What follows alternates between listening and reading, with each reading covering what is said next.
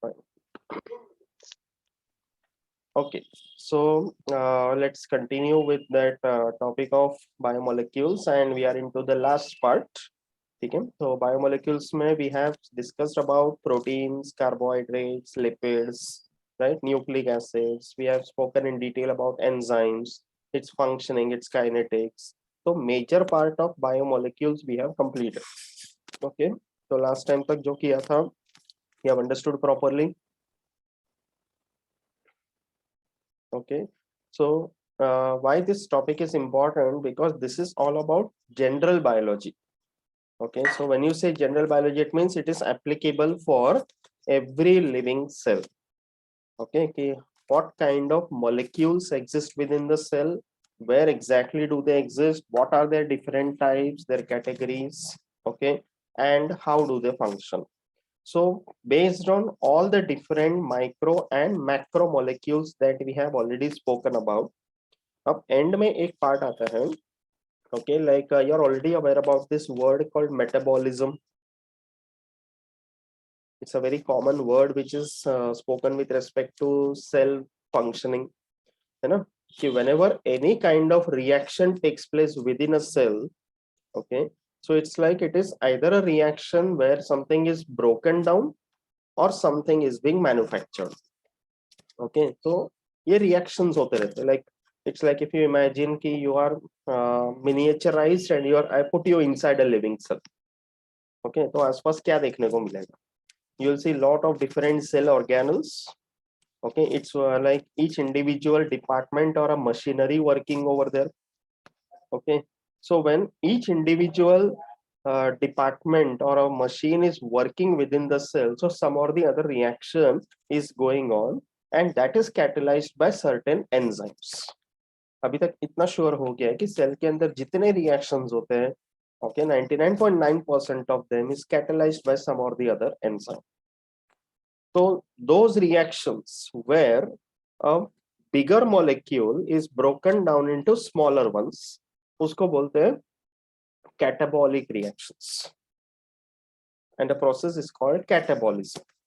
Okay, similarly, when there are smaller compounds which are added or reacted together या combined together, उसको ऐसे reaction को बोलते हैं anabolic reaction. So catabolic and anabolic reaction together is called metabolic reactions. Yeah, simply you call metabolism. So inside a cell, due to metabolism, there are various products which are produced. Okay, we are talking about in general living cells. It can be a plant cell, animal cell, microbial cell, but a eukaryotic one mostly. Prokaryotes में भी होता है. Okay, so ultimately what we are talking about is the products which are produced as a result of this metabolism. उसको एक term बोला जाता है which is called metabolite. And these metabolites are of two types. There is something called primary metabolite and something called secondary metabolite. So this last part of the lesson is dealing with this. Okay, whenever reactions are taking place within a cell, okay, just you have also learnt about photosynthesis. So non-cyclic, cyclic photophosphorylation, then Calvin cycle, you know, then C4 pathway, CAM pathway. All these are different pathways which you have learnt. And even if you recollect respiration, which I have taught you in 10th standard, 11th में भी हम पढ़ेंगे अभी इसके बाद, but in 10th you have already learned it. So respiration में there is glycolysis, Krebs cycle. You remember these names? So there is a series of reactions. So in between के जो compounds हैं, in all these pathways, sometimes they can change their course and they can turn instead of continuing with the Krebs cycle, for example, they will go into some other pathway and they will form some other products. तो वो ultimately उस particular cell के requirement पे depend करता है. And there are many other such products which are formed within the cell. Okay, so let us take a look at some examples. You understood the concept of metabolism, metabolites. Okay, so I'll show you something first. What is this?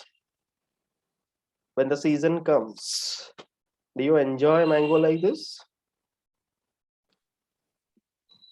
Screen नहीं दिख रहा। आएगा अभी।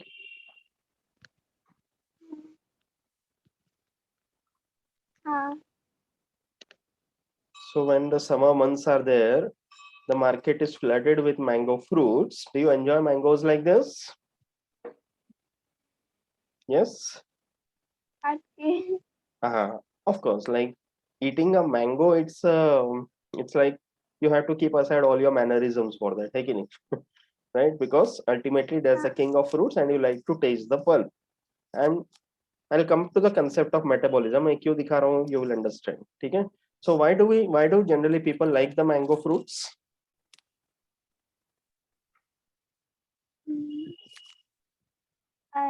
Juicy होता है, tasty होता है। Yes, it is juicy, it is tasty. What is the taste of mango like?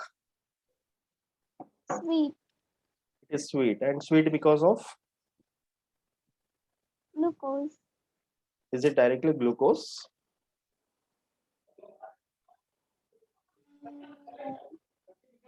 Sucrose. Mango fruit generally does not contain much of sucrose. Okay, it is one of the sugars, but not completely sucrose. अगर sucrose का sweetness check करना है तो you have to consume sugar cane juice. You know sugar cane juice, है ना, कि उसके stem को क्रश करके जूस निकाला जाता है, and that contains the sucrose sugar in it. Okay, mango mainly contains along with glucose, along with sucrose, even fructose sugar. But as you said, there are sugars present. So sugars क्या है? Carbohydrates. Okay, now tell me, a mango plant is producing this tasty mango fruits. Why is it producing these fruits? इतना juicy, tasty, pulpy fruit क्यों बनाते हैं? Plant ने क्यों? Plant को तो नहीं पता, प्लांट को तो नहीं पता कि हम एनिमल खाने वाले. यस, मतलब ये खा के, मतलब एनिमल सब ये खा के उसका जो सीड है वो इधर उधर फेंकेंगे, तो वो बाद में जर्मिनेट के ट्री बनेगा. तो इस प्रोसेस को क्या बोलते हैं?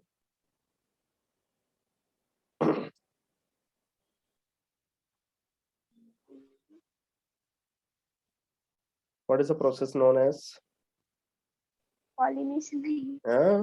ये फ्रूट हो गया. नहीं, If you recollect sexual ये हो reproduction गया. in plants, पॉलिनेशन के बाद होता है फर्टिलाइजेशन. फर्टिलाइजेशन में ovule turns into seed, ovary turns into fruit. तो ये फ्रूट और सीड बन चुके हैं. इसके बाद जो प्रोसेस होता है that is called seed dispersal. हाँ. ओके, प्लांट्स को क्या चाहिए कि वो सीड कहीं उठा के फेंक दे, so that wherever it falls there it can grow into a new plant, and animals can help in this. Now imagine a mango tree जहाँ पे fruits नहीं लटक रहे, directly उसके seed लटक रहे. तो will any animal get attracted to it? नहीं होगा ना. अगर उस पे सिर्फ डायरेक्टली सीड होगा तो कोई एनिमल उस पर अट्रैक्ट नहीं होगा. बट प्लांट ने क्या किया? It has invested some energy, okay, in making the fruit pulp.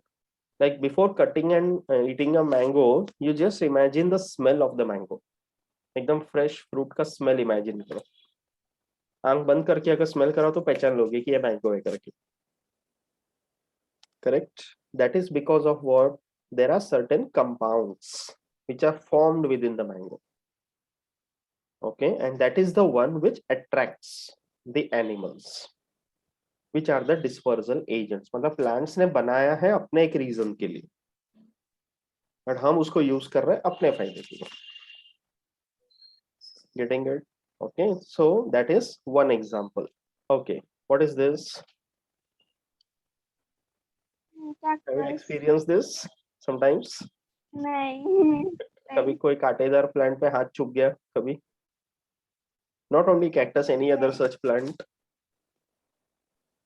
But you can imagine कि अगर ऐसा कोई प्लांट पे हाथ लग गया, what happens? चुभता है ना? So how is this example relevant over here? यहाँ से प्रीडेटर्स नहीं आएंगे. प्रीडेटर्स नहीं आएंगे, और वो जो फ्लैशी पोर्शन है अंदर का, that will not be eaten by animals, because ये generally ऐसे plants में होते हैं which are growing in drought conditions, जहाँ पे पानी का कमी हो. तो inside this green portion is actually the stem. You remember phylloclade करके एक stem और modification हमने study किया था morphology. Opuntia was the example. Fleshy portion, succulent one. Okay, and these spiny thorns which you are seeing, they are the modified leaves, the reduced ones. Okay, so ये leaves reduce हो गया, pointed हो गया, and in some species these spines, they also contain some chemicals which can inject the poison. So if animals try to come near it, it will inject that poison also along with the sharp spine. So animals will stay away. तो मतलब plant ने energy कहाँ invest किया है? In making some chemical which will inject the animal, though it may not kill it, but उसको irritation होगा. Okay, sometimes कुछ leaves होते हैं जिसको टच करो तो एकदम hairy वाला feeling रहेगा, खुजली वाले प्लांट जैसा बोलते हैं. तो it causes skin rashes. So if animals try to come and feed on such leaves, they will experience those rashes on the skin. So they will learn a lesson कि इस plant से दूर रहना है. So that means when it comes to plants, especially, why it is necessary? Because their biggest challenge is that wherever they grow, they have to remain growing over there for the lifetime. They don't have an option of कि मुझे ये जगह अच्छा नहीं लग रहा तो I will go somewhere else. Unlike animals. अभी एक imagine mango का ही जैसे example बता रहा था मैं कि imagine a mango tree growing in the wild, having its own fruits. A monkey comes from somewhere, picks up the fruit, पूरा पल्प वगैरह इधर उधर बैठ के खा लेते हैं, ऐसे रैंडमली सीड कहीं फेंक देते हैं. In an ideal situation, now the seed falls somewhere and वो जगह ऐसा हो गया कि it has started growing, germinate हो गया. अब पूरा life time imagine a mango tree which can live for so many years, उसको वहीं ग्रो होना है तो उसको अडेप्ट करना ही पड़ेगा, whatever is the environment. And that is the reason plants start producing such chemicals within them. ऐसे केमिकल्स को बोलते हैं phytochemicals. Okay, so they have their own reason for producing all this. Take a look at this example also. If you are walking across a forest, sometimes it happens कि जैसे अपना skin जो है वो किसी प्लांट्स के रब हो गया, स्टेम से या लीफ से कहीं से भी, तो you get those rashes on the skin like this. ऐसे लाल लाल हो जाते हैं, पिंपल टाइप आ जाते हैं, रैशेस हो जाते हैं. तो that is mainly because of the nettle plant. तो ये देखो प्लांट का एडेप्टेशन है कि मुझसे दूर ही रहना. If it comes in contact with it, you will experience a problem. तो प्लांट्स के लिए कितना फायदा हो गया कि वहीं का वहीं खड़े, बट एनिमल्स उसके आसपास नहीं आएंगे. So that is ultimately because of what? Some chemicals which are produced within it. Okay, तो ये मेटाबॉलिज्म और केमिकल्स के बारे में जो हम बात कर रहे हैं ये एग्जांपल्स है. Okay, then this is something very common, you know, correct, and very traditionally used in Indian culture also, especially marriages में. अपना natural tattoo है ये, temporary, right? So what you know, mehndi plant, we have also seen mehndi plant, you remember, है ना? तो उसके berries, उसके leaves वगैरह crush करके उसका paste बनाया जाता है, and then that paste is applied in with our own artistic skills on the hand, and when it dries up, when you wash it off, you get these colorations on the skin, correct? तो हम लोग इसको ornamental purpose के लिए use कर रहे हैं, but the plant is having that property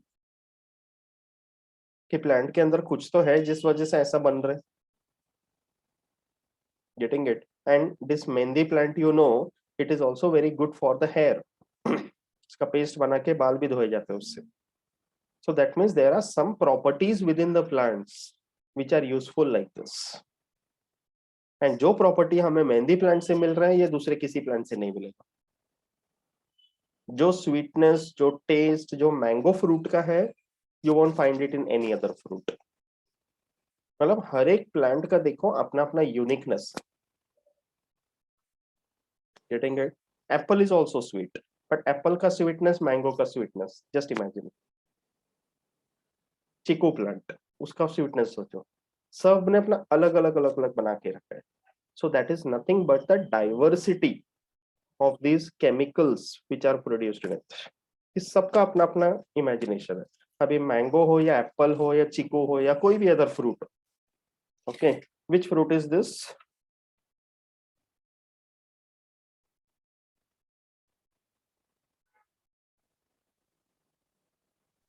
strawberry. Strawberry, correct, right. तो अभी प्लांट ने इतना अच्छा बढ़िया सा दिखने वाला फ्रूट क्यों बनाया? Reason is the same, attract हो इसलिए। Attract the dispersal agents. अब चीकू, एप्पल, मैंगो जैसे कितने फ्रूट सोच लो, सबका अल्टीमेट एम तो वही है कि animals and birds should get attracted and dispose my seeds elsewhere. But उसमें फिर इतना डाइवर्सिटी क्यों? सारे फ्रूट्स मैंगो की तरह स्वीट क्यों नहीं है? सारे फ्रूट चीकू की तरह क्यों नहीं है? There are differences, getting it? अभी जैसे फ्लावर्स में petals, you have studied floral morphology, so many different types and colors and patterns and shapes and margins, है ना? एंड सारे फ्लावर्स का देखो फ्रेग्रेंस कितना अलग अलग है। आंख बंद करके अगर मोगरा सुंघाया जाए तो you'll be able to identify that is मोगरा। तो मोगरे का खुशबू भी अच्छा है, रोज का खुशबू भी अच्छा है, बट दोनों का एम तो वही है, to attract the pollinators, correct? तो नेचर में ये जो एक ही पर्पस के लिए भी इतना डाइवर्सिटी जो प्रोड्यूस किया है, that is the beauty of metabolism present inside the cells. ये जो कलर्स, ये जो फ्रेग्रेंसेस, ये जो कंपाउंड्स बनते हैं जिससे स्वीटनेस या फ्लेवर्स ऐड होते हैं, all this is because of biomolecules, and that is the reason we use so many of them even for food purposes। कि जैसे potato, that tuber mainly contains starch, but starch is such a common thing, but हम लोग सोचो potato को किसी और चीज से रिप्लेस कर सकते हैं क्या? we cannot। जो हमें चीज पोटैटो देता है वो पोटैटो ही दे सकते हैं, getting it? Imagine ginger and turmeric, apparently look very similar, but ginger के प्रॉपर्टीज ही अलग है, टर्मरिक के प्रॉपर्टीज ही अलग है, and both have their own uses. कभी हाथ वाथ में चोट लग गया तो हम लोग हल्दी का पेस्ट लगाते हैं, वहीं अगर मैं मिर्ची का पेस्ट लगाऊं तो कैसा लगेगा? You can not imagine, getting it? दोनों प्लांट सोर्सेस ही है, गेटिंग इट? बोलते हैं ना जले पे नमक मत छिड़क करके, राइट? सो मिर्ची इज ऑल्सो इम्पोर्टेंट। सो ये सब जो डेली लाइफ में एग्जाम्पल्स है, these are ultimately because of metabolites। See this, what is this? Coffee, coffee. Correct? India में टी कॉफी का तो बहुत चलन है, right? many a times people if हाँ। want to, they want to stay awake at night for a long time, पढ़ाई करना है स्टूडेंट्स को, है ना? पिछले दिन रात को ही सब याद आते हैं, तो बैठ के पढ़ना है, आंख में तेल डाल के जागना है कि कल एग्जाम है, तो coffee is the one that comes to your rescue. But coffee क्या चीज है? It is no artificial chemical, it is ultimately from the plants. Coffee plantation, India का कौन सा स्टेट है जहाँ सबसे ज्यादा कॉफी प्रोडक्शन होता है? केरला। नो, कॉफी वही प्रोडक्शन शायद। In India, it is Karnataka. Okay. Karnataka मेरे कॉफी को इज वेरी वर्ल्ड का फेमस। पता है। हाँ, मैसूर रीजन है ना? ब्राजील। हाँ हाँ, वर्ल्ड का ब्राजील है, इंडिया में कर्नाटका। ओके, तो और कॉफी चाय प्लांट्स, असम। करेक्ट, आसाम दार्जिलिंग चाय वेरी फेमस, बट चलता पूरे कंट्री में, राइट? हाँ। यस। तो अभी जैसे कॉफी प्लांट है या even tea for that matter, दोनों का अपना अपना टेस्ट होता है, but both are so refreshing. Okay, तो अगर कभी मुझे कॉफी पीने का मन किया एंड उस जगह पे मुझे किसी ने नींबू पानी लाके दिया, तो will I get the same experience? Of no. Course not, getting it? तो सबका अपना अपना एक यूनिकनेस है। तो कॉफी प्लांट्स के फ्रूट्स का जो बीन्स है, ये जो नीचे दिख रही है उसके बीन्स है, कॉफी बीन्स, इसको क्रश करके पाउडर बनाकर दूध से मिलाकर you make that coffee. So it contains that respective flavor. Similarly, if you talk about tea, it is the leaves of the tea plant. तो चाय की पत्ती करके बोलते हैं ना हम लोग. तो the leaves are crushed and from that you get the essence. तो ये चाय और कॉफी के प्लांट्स को दूसरा कोई रिप्लेस नहीं कर सकते. So they are having their own products within their cells, because of which they are getting the respective aroma, flavor, taste. Getting it? ये क्या है? हाँ, rubber. Rubber. You know very well how the rubber is obtained. कभी देखा रहेगा, है ना, कि स्पेशली इन इंडिया रबर जो है वो सबसे ज्यादा अच्छे से मिलता है केरला से. केरला में रबर प्लांटेशन से. तो रबर ट्री के बार्क को इस तरह कट किया जाता है and this is something called as latex. ये रबर ट्री का लेटेक्स है which is the raw product. ऐसे इंसिशन करके वो लेटेक्स को निकाला जाता है नारियल के छिलके में ऐसा उल्टा कलेक्ट कर. That is the raw rubber which is obtained and then इसका इंडस्ट्रियल प्रोसेसिंग होता है. There is a process called vulcanisation which happens. बाकी बहुत कुछ होता है जिससे वो प्रॉपर रबर बनते हैं. तो रबर हम लोग जैसे पेज में लिखते वक्त पेंसिल का इरेज करने के लिए भी यूज करते हैं और गाड़ी के टायर जैसे मजबूत रबर भी यूज करते हैं. करेक्ट. तो rubber is a very common commodity in our lives. Ultimately we are dependent on plants for it. तो प्लांट्स में जो रबर बन रहा है we can not get this from any plant. It is the best one obtained from rubber tree itself. So these are just some of the examples and there are many others like this where you can imagine that plants cells they have a lot of products जिनको बोलते हैं metabolites. So within their cells अब imagine करना कि rubber plant के cell में या sales के अंदर या फिर मैंगो प्लांट के सेल्स के अंदर या टी कॉफी के सेल्स के अंदर या मेहंदी प्लांट उनके अंदर क्या क्या पाथवेज चलता होगा. So many different reactions and substrates and products are involved. So many enzymes must be involved. So many different unique pathways must be going on because of which you are getting these products. ऐसे सारे products को एक common category में रखा गया which are called metabolites. Okay, उनको metabolites करके word बोला जाता है. So cell metabolites का मतलब क्या? As I said कि inside the plant cell. See, this is something happening within animal cells also. But animal cells में ये इतना ज्यादा नहीं होता है जितना प्लांट सेल्स में. Maximum occurrence you will find with in plant cells. Getting it? Okay. Animals में कलर्स पॉसिबल है, different shades of pigments. Like you see the birds. कितने टाइप के बर्ड्स होते हैं, क्या कलरेशन होते हैं उनके बॉडी पे. तो that is because of pigment formation.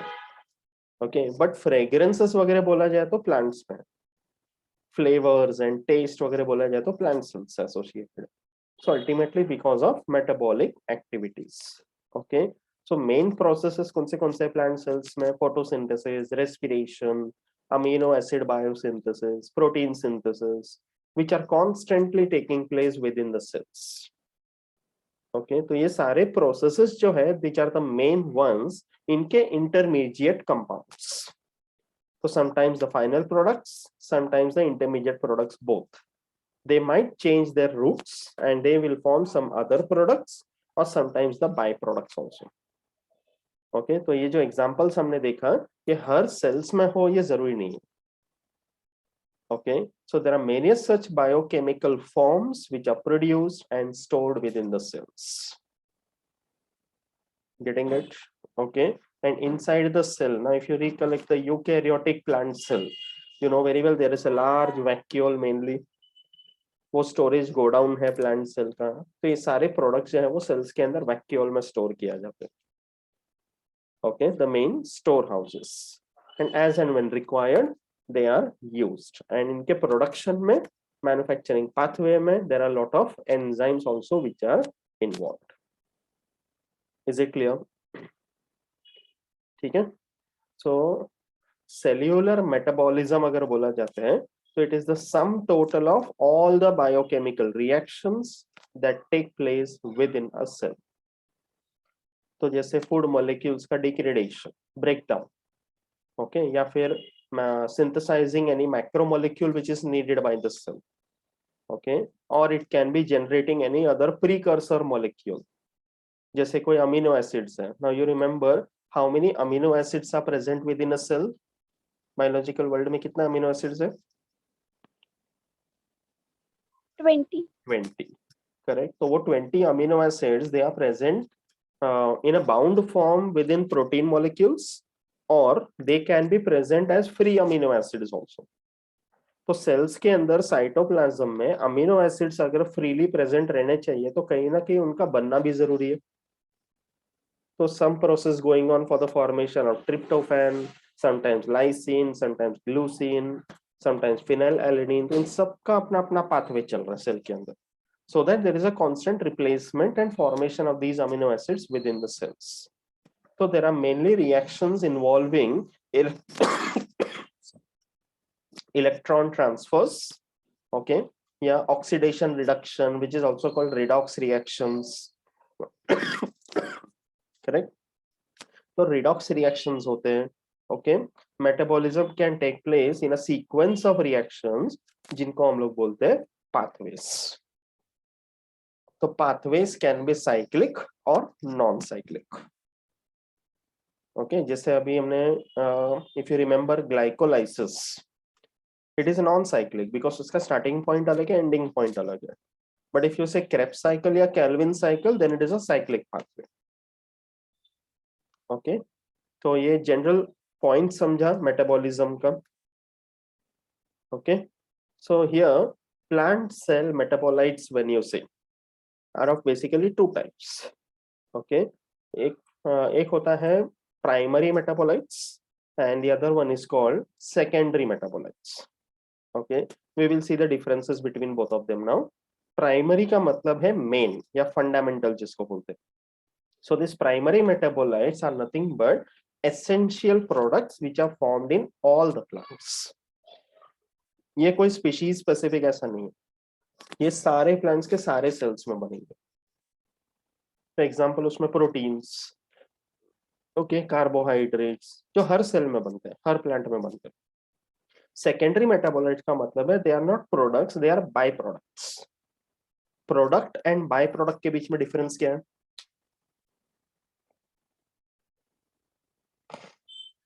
Basic chemistry.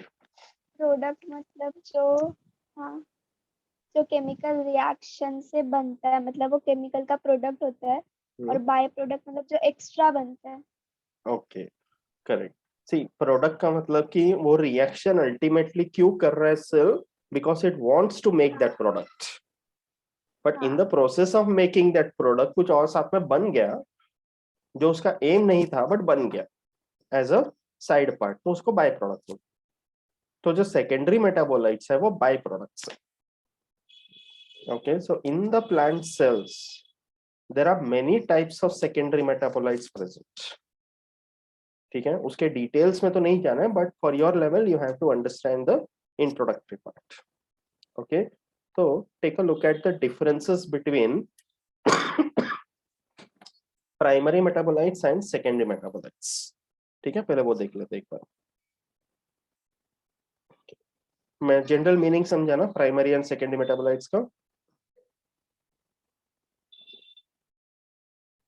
ये देखो, you are able to see this screen now.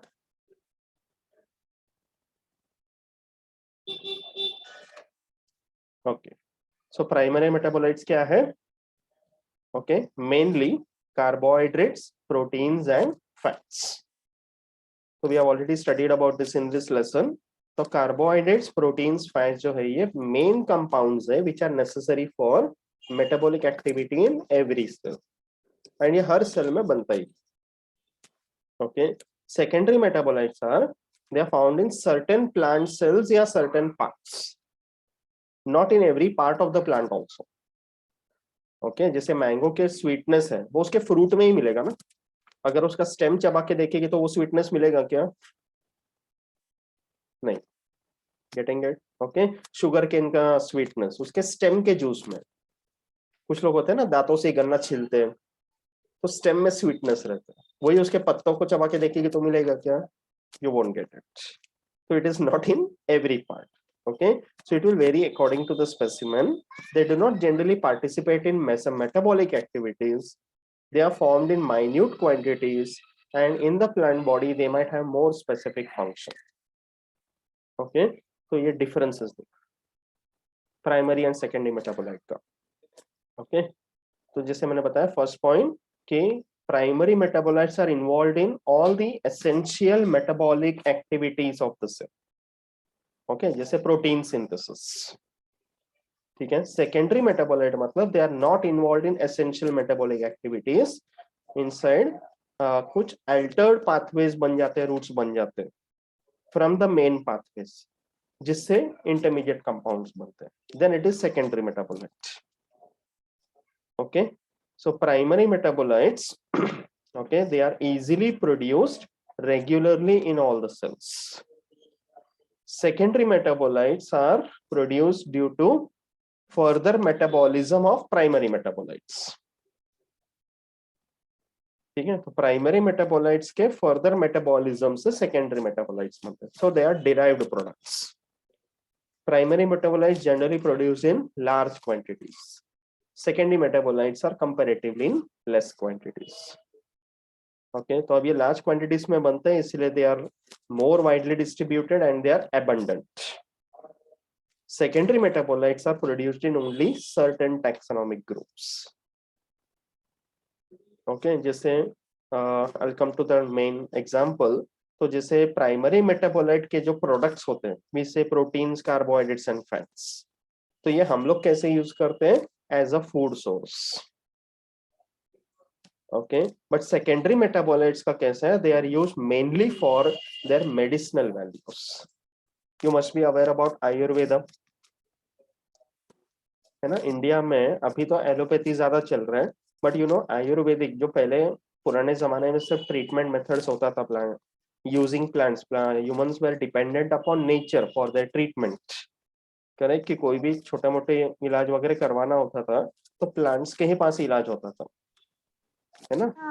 दादी माँ की गुठली करके बोलते हैं, ग्रैंड मास पाउच, अभी भी करते हैं. गांव वगैरह में जाते हैं तो एग्जैक्टली, तो दे आर वेरी गुड. तो ये प्रिंसिपल इसका बेसिकली क्या है? सेकेंडरी मेटाबोलाइट्स, है कि नहीं. कि जैसे चंदन का पेस्ट, है ना, हल्दी का लेप लगा दिया, राइट.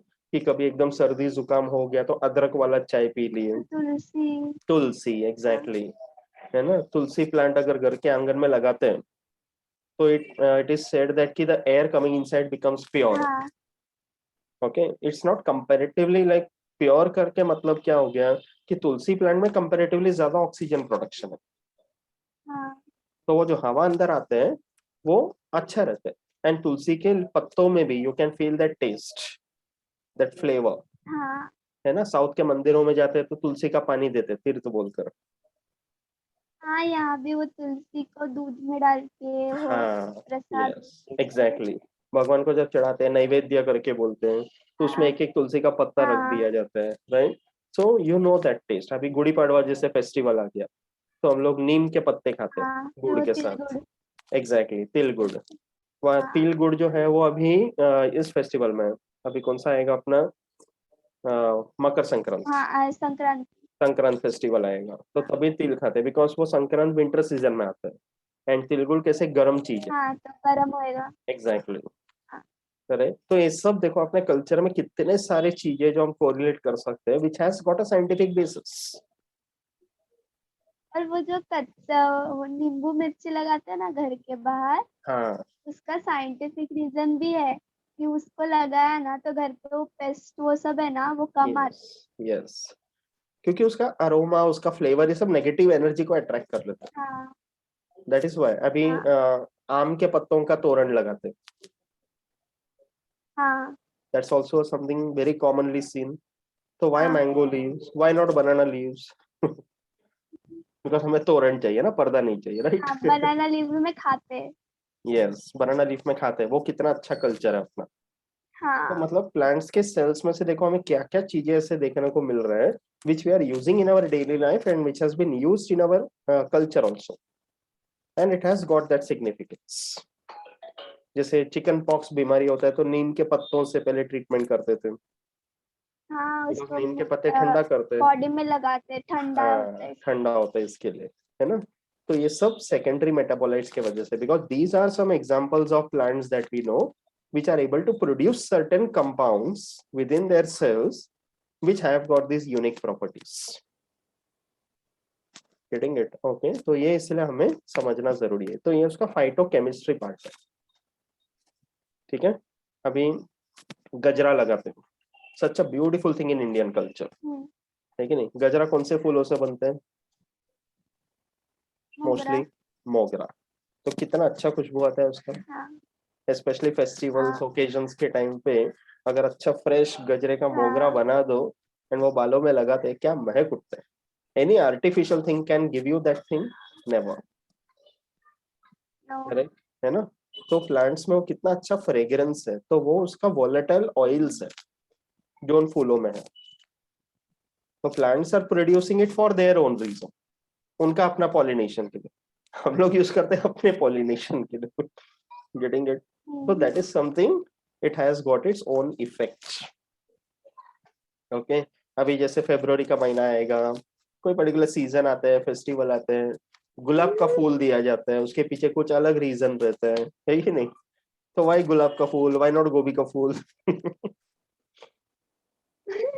यस, रेड रहता है इसमें। रेड रहता है। एंड उसमें भी देखो हमने अलग अलग कलर्स तैयार कर दिए, येलो रोज, रेड रोज, हाँ, व्हाइट रोज, ब्लैक येलो। रोज, है ना। हाँ ना। Yes, so that means what we are using plants for so many things in our daily life, and उसके अलग अलग flavors and compounds के लिए हम लोग कितना यूज करते हैं। खाने की चीजें बनाते हैं, when you prepare the dishes you garnish with coriander leaves, वो डालते ही इतना हाँ, सही है, बट कितना अच्छा फ्लेवर आ जाता है हाँ, उसमें। हाँ। करेक्ट, है ना। तो ऑनियन गार्लिक जैसे प्लांट्स देखो, सच अ वंडरफुल प्लांट, कितना अच्छा से बीमारी को दूर करते हैं, है ना। जब ऑनियंस को काटते हैं, फ्रेश ऑनियंस जब काटते हैं, तो why do you start crying? उसमें एक समथिंग यूनिक ना। कंपाउंड होता है। यस, हाँ, कंपाउंड होता है, तो उसको कट किया तो वो ऐसे रिएक्ट करता है, तो फिर उसका सल्फर रिएक्शन आता कंपाउंड्स है। होते हैं उसमें, ऐसा सल्फर ही रहता कंपाउंड्स समथिंग। होते हैं। सल्फर कंपाउंड ओके, था। तो they are volatile, so when you हाँ। Freshly cut it they are released into the air. तो हवा में जाके हवा के हम्म। मॉइस्चर के साथ मिलकर सल्फ्यूरिक एसिड बनता है, and when it comes in contact with हाँ, योर ऐसे आईज आर चश्मा आल्सो लगा के मॉइस्ट। काटा ना। हाँ, हाँ। तो वो सल्फ्यूरिक एसिड की वजह से बर्निंग सेंसेशन होता है, but that helps you to clean your eyes. हम्म, कितना अच्छा प्रॉपर्टी है नेचर का, yes। है कि नहीं, राइट। तो अभी तुलसी के प्लांट्स लगाते हैं तो वहां पे मच्छर नहीं आता बोलते, बिल्कुल। It keeps away mosquitoes. Citronella, lemon grass, वो चाय में बनाते हैं ना, उसके पत्ते डाले जाते हैं, लेमन ग्रास वाला फ्लेवर आता है। It's a natural mosquito repellent. तो ये सारी चीजें देखना, नेचर में कितने ऐसे एग्जांपल्स हैं, okay, which are useful for us in some or the other way. So they all come under the category of secondary metabolites. Okay, तो एग्जांपल देखिए, you know this plant, अरे how can you not know this? Periwinkle, सदाफुली।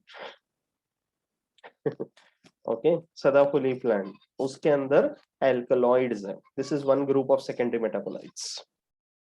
Okay, तो periwinkle में two main alkaloids are there, vincristine, vinblastine.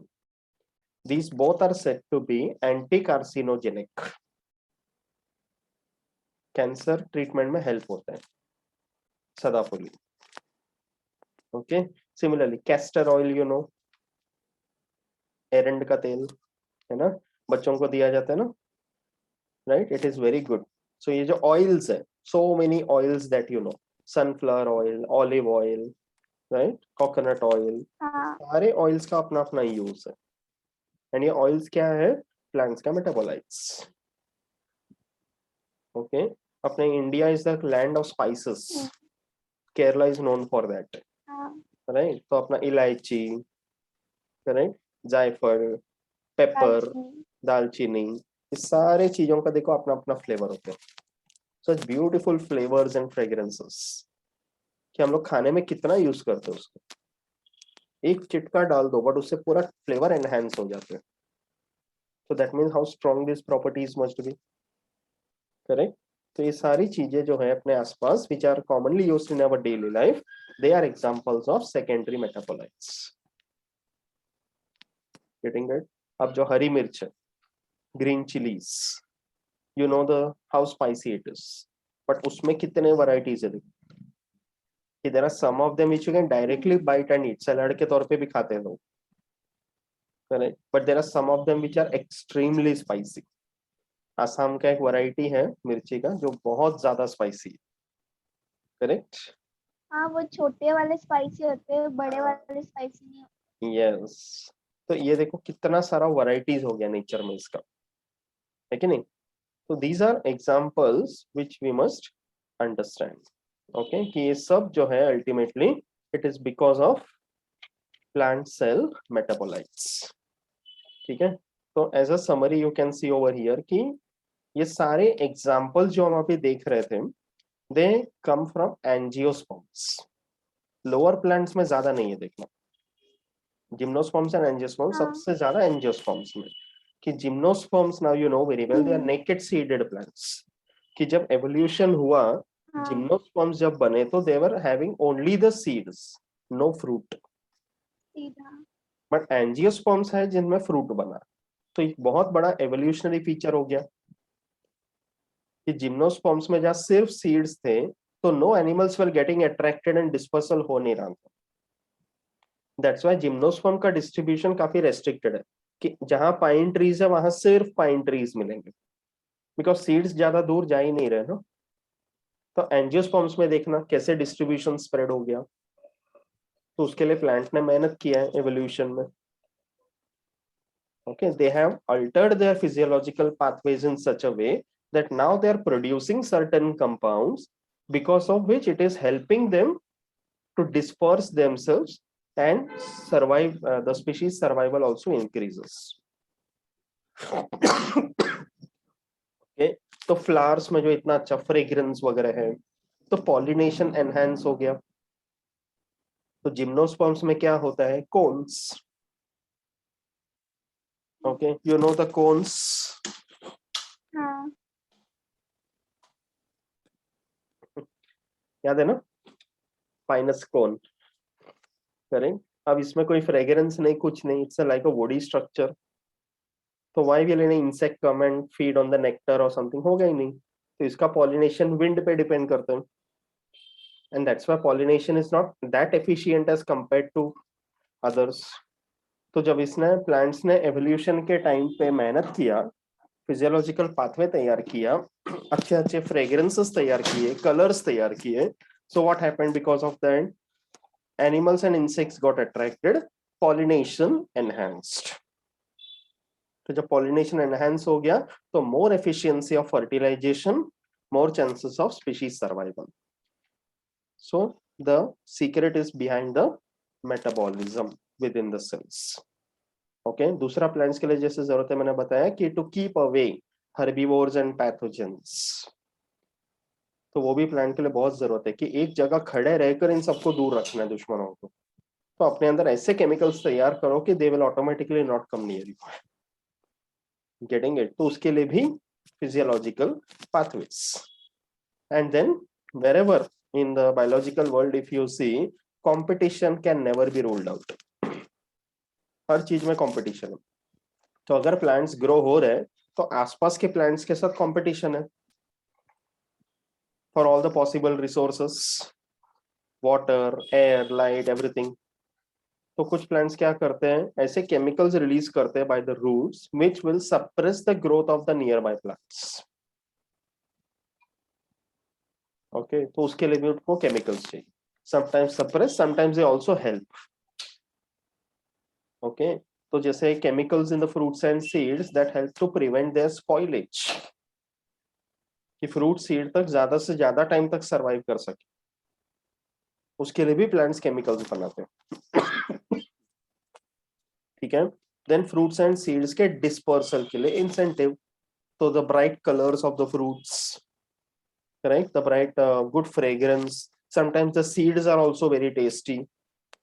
अब ये elephant animals like elephants and rhinoceros, बड़े बड़े एनिमल्स जो होते हैं, वो लोग फ्रूट को छील के खा के सीड कहीं फेंकने का काम नहीं करते. They will directly consume everything. So the fruit along with the seed will pass through their alimentary canal and somewhere else, wherever they go, जहां उनका सुलभ शौचालय रहेगा, okay, so there the seed dispersal will take place, and from their dung the seed will germinate. तो ऐसा भी होता है germination. Getting it? Okay, so all these are different mechanisms by which it makes the plants efficient for their survival, for which secondary metabolite production is necessary. Okay, तो ये एक paper था जिसका 1999 का रिसर्च पेपर है. Okay, तो इसमें लिखा हुआ है कि प्लांट्स के जीनोम्स को अगर देखा जाए तो there are about 20,000 to 60,000 genes approximately, and इनमें से around 15 to 25% genes are the ones which are responsible to code for enzymes responsible for secondary metabolism. कि जो भी secondary metabolites बनते हैं, okay, इनके पीछे जो pathways involved है, जो reactions involved है, जिसका catalysis के लिए enzymes necessary है, वो enzymes का production इन genes पे depend करते हैं. So there are so many such genes which are involved in it. ये ऐसे दो अच्छे papers का output है. Got it? Okay, so understood the significance of plant cell metabolism and the concept of cell metabolites. Okay, something interesting, right? So let's go back to your textbook now. See.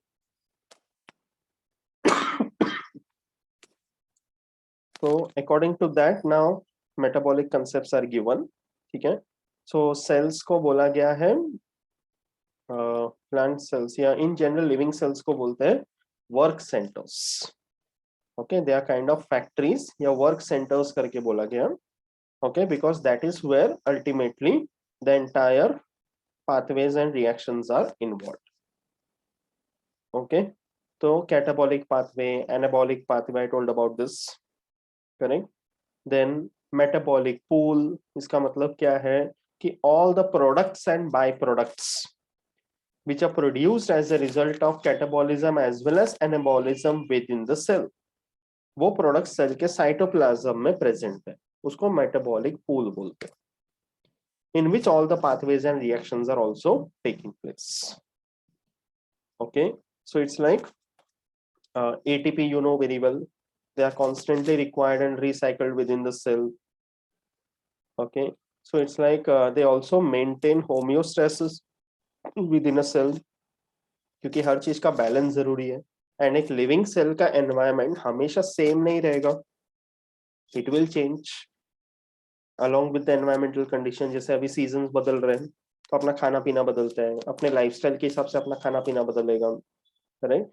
So according to condition the cell has to manage. Okay, so these are examples of catabolic as well as anabolic reactions. ठीक है, so understood about this one also, secondary metabolites. ये उसका definition secondary metabolites का. Okay, so they are small organic molecules produced by organisms that are not essential for their growth, development and reproduction. ये byproducts है, उनके survival के लिए जरूरी है. Okay, so bacteria, fungi, plants, they produce secondary metabolites. Okay, तो जैसे उनका क्लासिफिकेशन अगर बोला जाए secondary metabolites का, so on the basis of chemical nature one can classify it. तो जैसे ring compound, sugar compounds, etc. Or you can classify it based on their composition, जैसे with nitrogen, without nitrogen, or based on their solubility, कि water soluble है या organic solvent soluble है. Okay, or depending upon the pathway by which they are synthesized. Okay, जैसे example दिया है phenyl propanoid produces something called tannins. T plant में tannins बहुत होते हैं.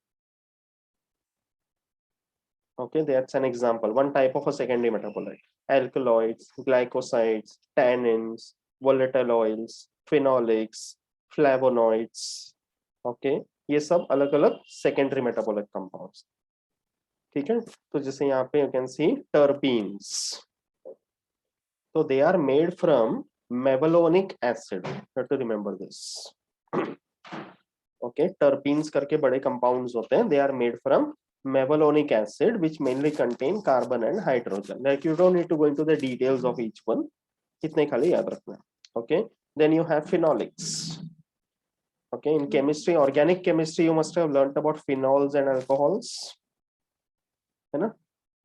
हाँ चालू है अल्कोहल का फंक्शनल ग्रुप है OH, केमिस्ट्री का सब करेक्ट, OH है ना? तो फिनोलिक्स मतलब they are associated with alcohols because उसमें रिंग कंपाउंड्स होते हैं and they are aromatic ones derived from benzene. हाँ Okay, so ये phenolics करके जो कंपाउंड है they are made from simple sugars containing benzene rings,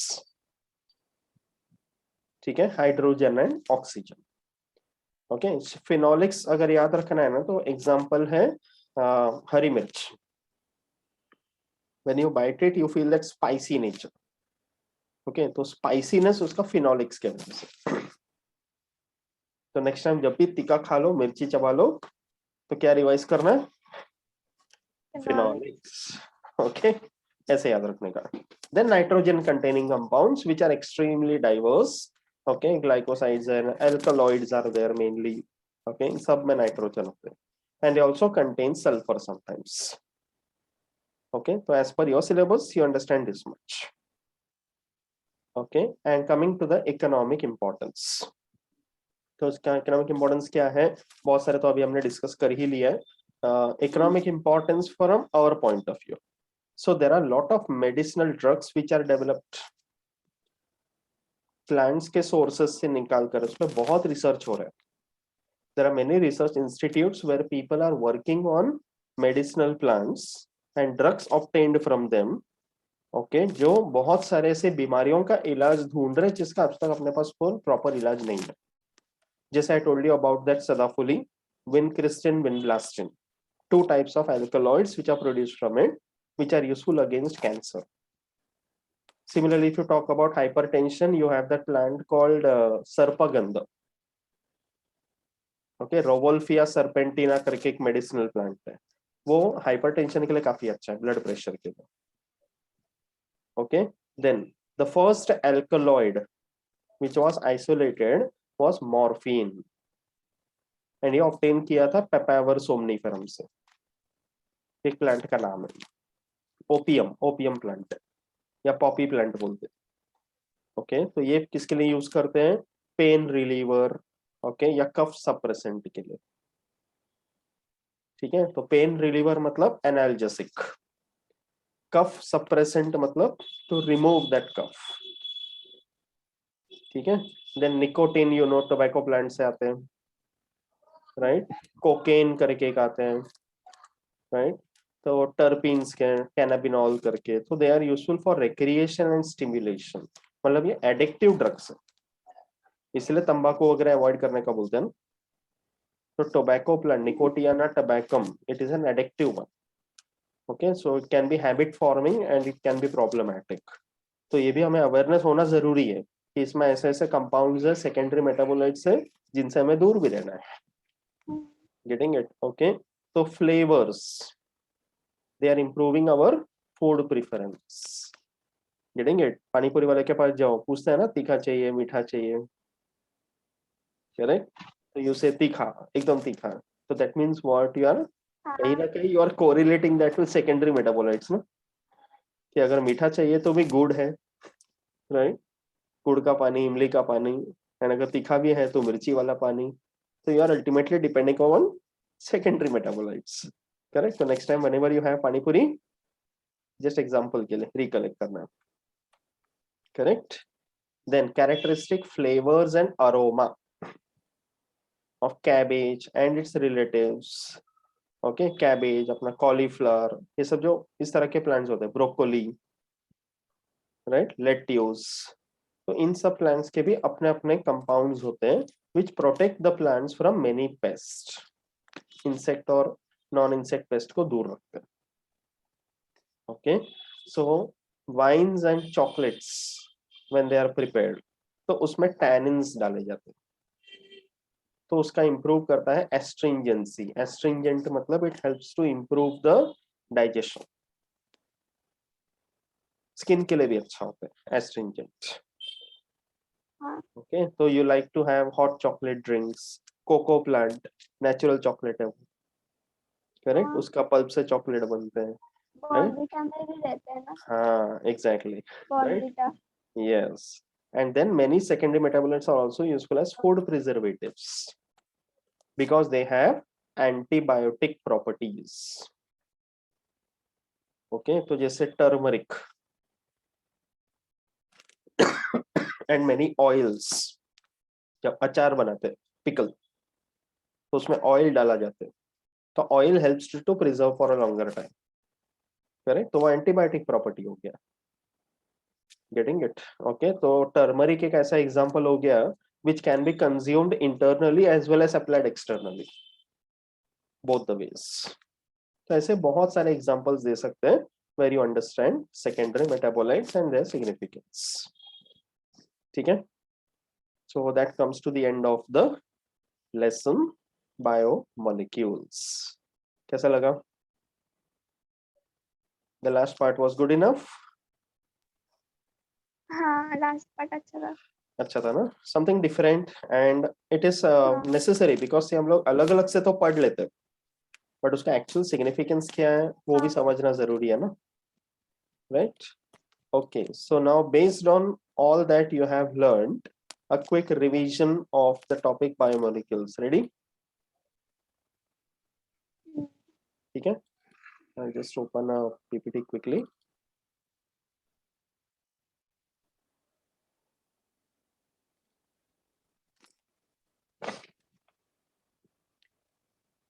तो हमने लेसन स्टार्ट किया था प्रोटीन्स, कार्बोहाइड्रेट्स, लिपिड्स, इन सब से स्टार्ट किए थे, है ना? एंड बहुत सारे एग्जांपल्स है, so learn all the examples well. जहां जहां पॉसिबल हो वहां पे केमिकल नेम भी लर्न करना है. ओके, एंड द अकरेंस या distribution of those particular bio compounds, okay, वो भी जरूरी है, and with examples and everything. ठीक है? Okay, so quickly answer these questions.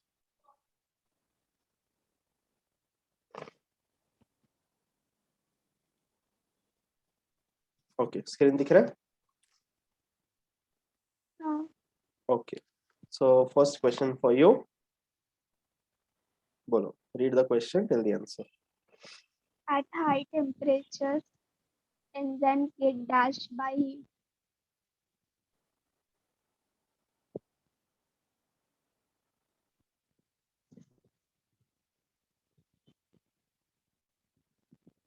Stabilized. No, enzymes के लिए temperature plays a very important role. You remember optimum pH, optimum temperature. हाँ. Optimum से कम हो गया तो कुछ होगा, optimum से ज्यादा हो गया तो something will happen. So at high temperature, Denature.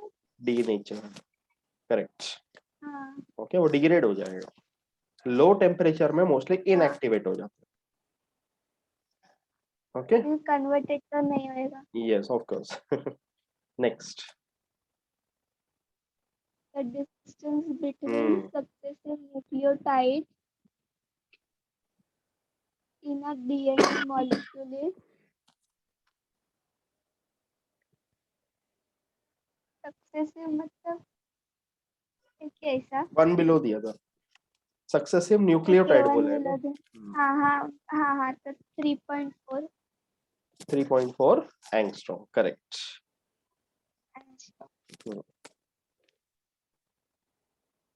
The rate at which enzymes use the substrates is called the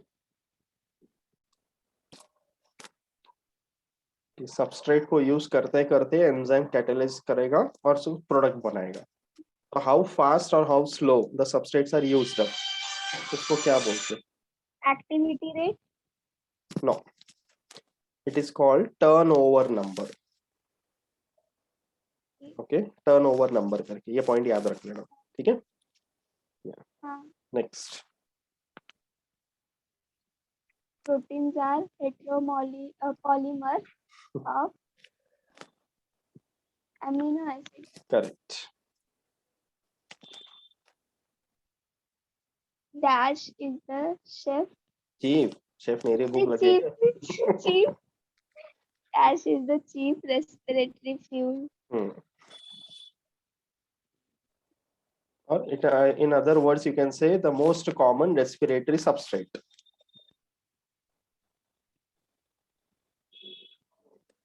Ribose, No.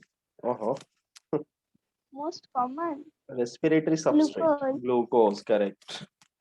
Okay, cells के अंदर ग्लूकोज को ही यूज करके रेस्पिरेशन करते हैं। Okay, next, Cholesterol takes part in the formation of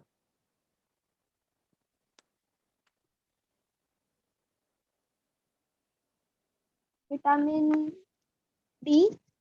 correct, D.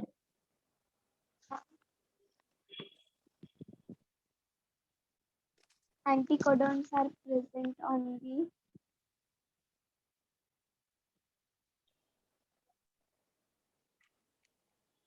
anticodon. याद आया, codon, anticodon हाँ, DNA ना, ना, tRNA में, टीआरएनए, tRNA में उसमें भी होता है ना, से जाते वो है ना attach करके। Clover leaf model.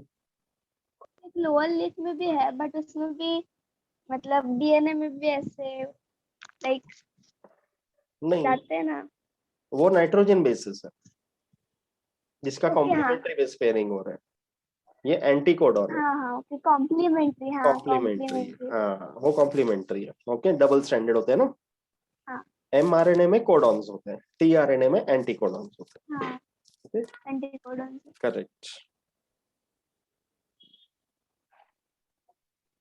हाँ, sucrose is correct, also called as cane sugar. Cane sugar, sugar cane sucrose, ऐसे याद रखना है हाँ, ना। Lipid act as dash in subcutaneous tissue, heat insulators. Correct, subcutaneous मतलब below the skin. Next, dash make a maximum amount of cellular non-genetic RNA. Percentage बताया था ना तीनों का।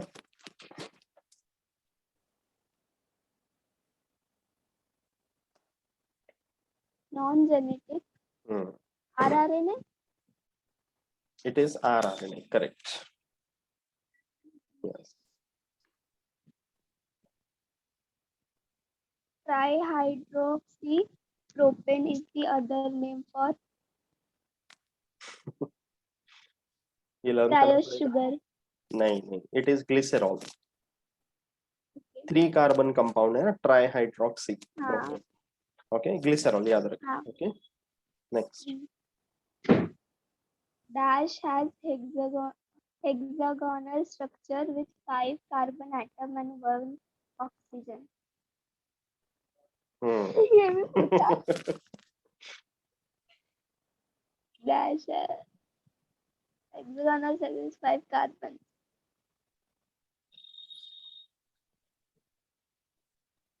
Ketose. It is pyranose. Okay, learn कर ले, आएगा, examples learn करना पड़ेगा। Erythrosis contains Erythrosis. dash carbon atom. Erythrosis contain dash carbon atom in it.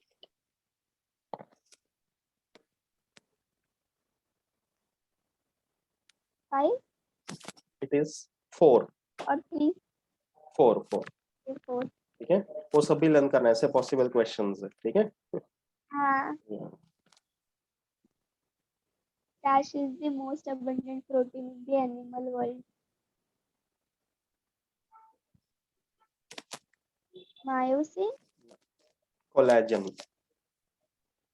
collagen. Collagen, Yeah. Okay, next hemoglobin is a nucleic acid. Haemoglobin nucleic acid? Nucleic acid ना ना बिल्कुल नहीं. नहीं, ये nucleic acid is only DNA RNA. hemoglobin है. Haemoglobin lipid क्या है? मतलब fats.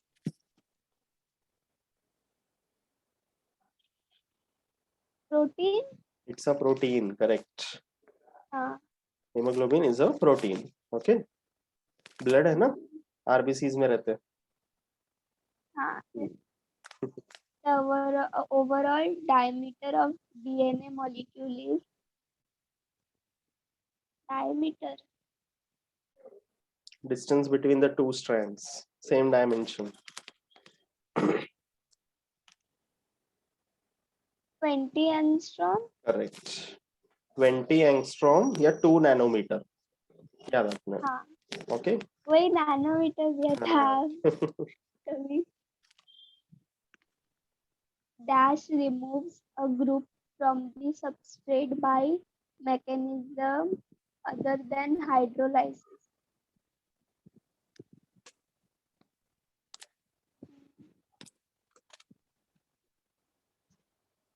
Isomerase.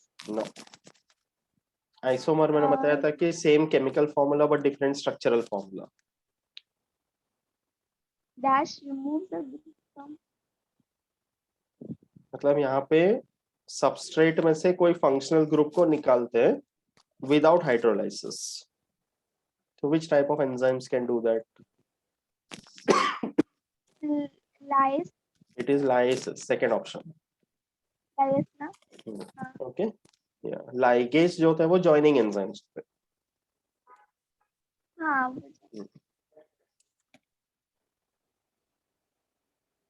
Some dash which act as enzymes are called as ribozymes. Nucleic acid. It is nucleic acids. RNAs होते हैं जो एंजाइम की तरह काम करते हैं. हाँ. Ribose. Correct. Glycoproteins have dash as the prosthetic group.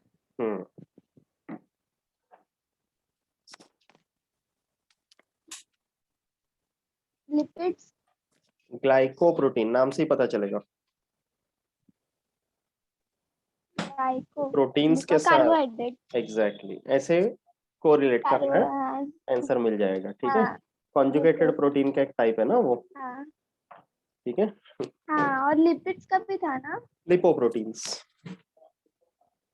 हाँ. Lipoproteins. Okay, that way you can derive. And the last one.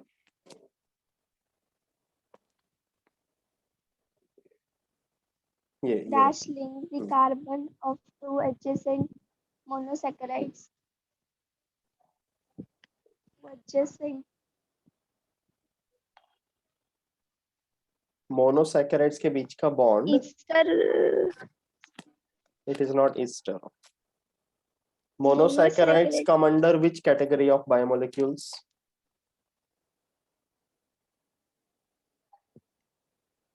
नहीं. Monosaccharides come under which category of biomolecules?